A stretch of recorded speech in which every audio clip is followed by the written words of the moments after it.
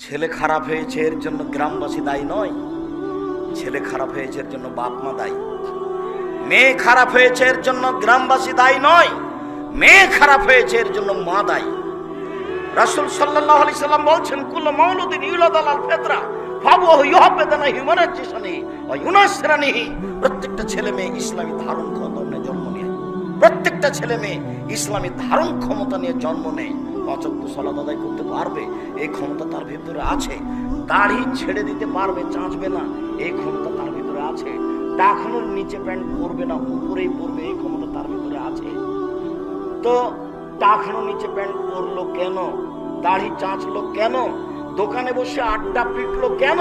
সুদ ঘুষ জুয়ায় অংশগ্রহণ করলো কেন? রাসূল সাল্লাল্লাহু আলাইহি সাল্লাম বলছেন, ওর বাপ মা করতে বলেছে এই জন্য। মেয়েটা নগ্ন পোশাকে আছে কেন? এখন ক্লাস 10-এ পড়ে, ওর বাপ তাহাজ্জুদ পড়ে, এখন বসে আছে, মাথায় কাপড় নেই। এর জন্য জবাব আমি দিব, ওই কাপুরুষ বাপে দিবে, আমি দেবো কেন? জন্ম আমি দিয়েছি, জন্ম আপনি দিয়েছেন, আপনি প্রস্তুত থাকেন। আল্লাহর নবী আপনাকে বলছেন পাহারাদার এই ছেলে মেয়ের, এই বাড়ির পাহারাদার আপনি, জবাব আপনাকে দিতে হবে। এই বাড়ির পাহারাদার আপনার স্ত্রী, আপনার মেয়ের প্রত্যেকটা অন্যায়ের জবাব আপনার স্ত্রীকে দিতে হবে, আপনাকে দিতে হবে।